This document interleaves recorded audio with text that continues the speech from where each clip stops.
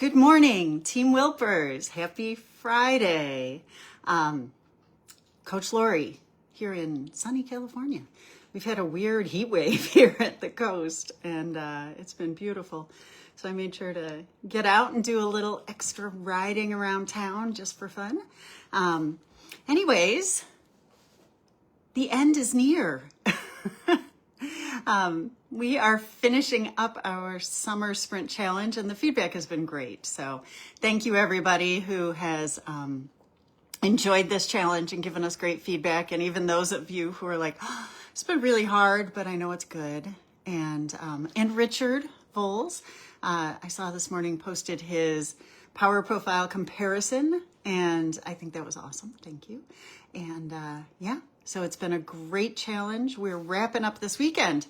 And let's just talk again this week about how do you compare your power profile? So how do we take this class?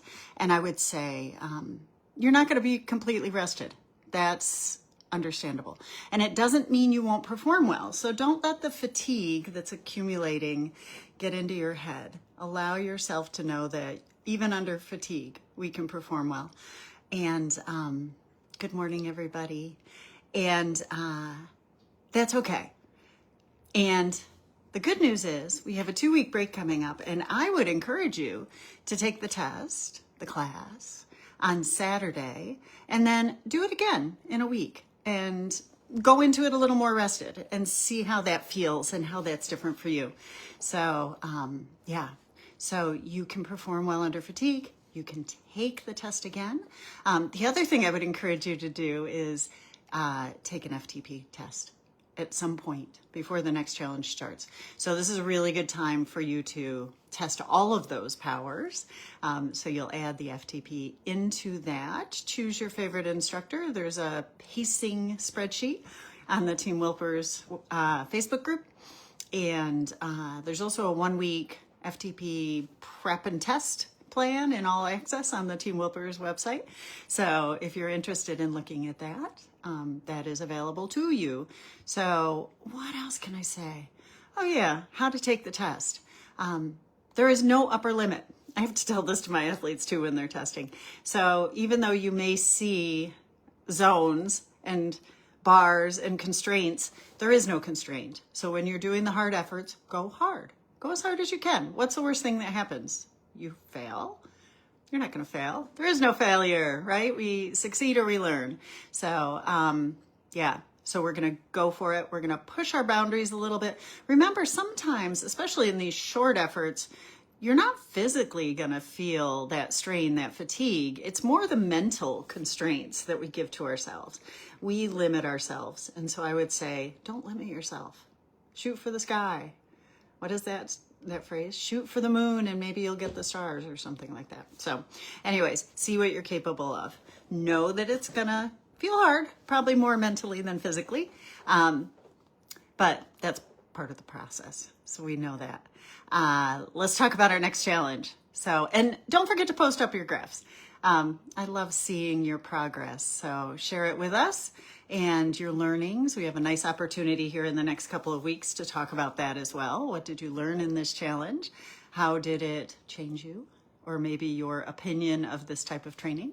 So yeah, that's about it. Next challenge. So this is exciting. We haven't told anyone about this yet. And I actually completely changed what we were gonna do last week.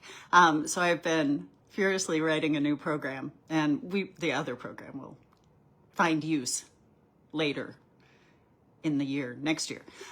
Anyways, the next challenge begins on September 8th. It is a 5-week transition plan. We did something similar last year, and this will prepare us to go into the fall season. It will prepare us to, and that's going to be a bit of endurance. So a little bit of intensity in there too.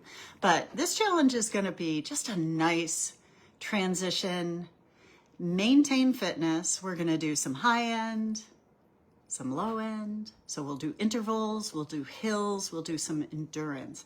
Now, the different thing about this challenge, and I encourage you to be open-minded and think of this as just as fun as it's going to be.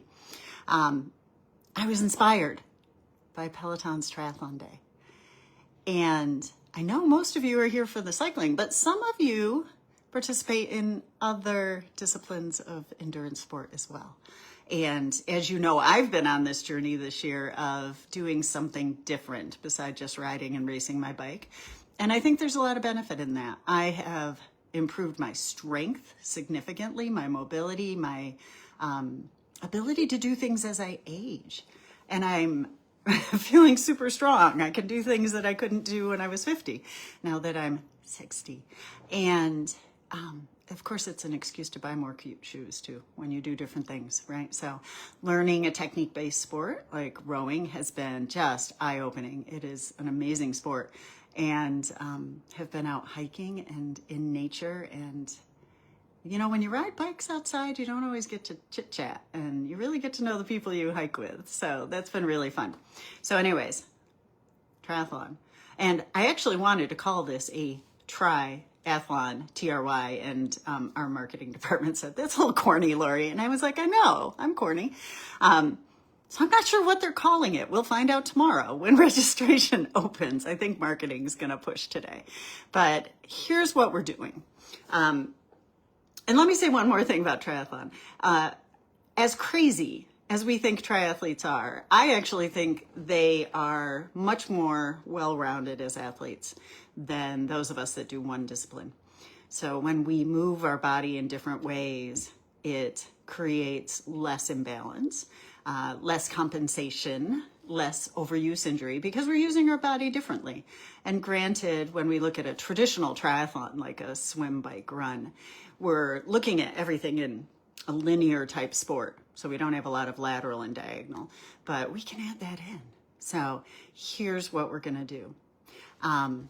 This is a nice mental break too, by the way, I have to say, and I feel that very much. So taking this mental break from just racing and training and racing and training, and being able to really delve into new sports and be okay with feeling fatigue quite often and working on all my imbalances. So our next challenge will include options. Maybe that's what we should call it.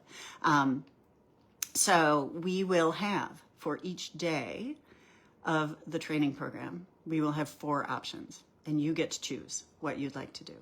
So we will have no swimming. We will have a cycling option, a running option, a rowing option, and a cardio option. So we have 4 opportunities. You can mix and match. Maybe you want to do all one thing. Maybe you have a friend who's a runner and they're preparing for something and they want to cross train, and bring them along. And yeah. And actually on the first week, we will have the opportunity for those of you who are interested and have the equipment to participate in Matt's live triathlon on the 13th. So he's doing a 30-minute, he's doing them out of order, which is kind of weird. A 30-minute row, and then a 30-minute run, and then a 30-minute cycle. I think that's the order it's going to go in. And so those classes will be live. There is a break, by the way. I had to ask him all about this, and there's a break between, so you can transition. But for those of you who are interested, there's that opportunity, or you just follow the regular class schedule. So it will be super fun. Those of you who just want to cycle, you can just cycle. Or maybe you want to try something new. So we're going to, there we go. My typical internet outage here at the beach. Anyway, yes, Debbie, it is so fun. And Michael, I thought about you when I was putting this together. So I think it will be super fun. And Maggie, the try option, I know. You should see the names we tossed around for this plan. Like I said, everybody thought triathlon was too corny. And we don't want to discourage people who think, oh, but I don't have a rower, or I don't run. So we want everybody to participate and do that in whatever discipline you want. So anyways, my shout outs for this week. Obviously, I want to thank Chris Finley Miller, who is our group admin and keeps making these beautiful graphics and keeps us all on the same page, literally and figuratively. And then our group leads as well. And we've got Maggie P. Craig and Brett Hecker and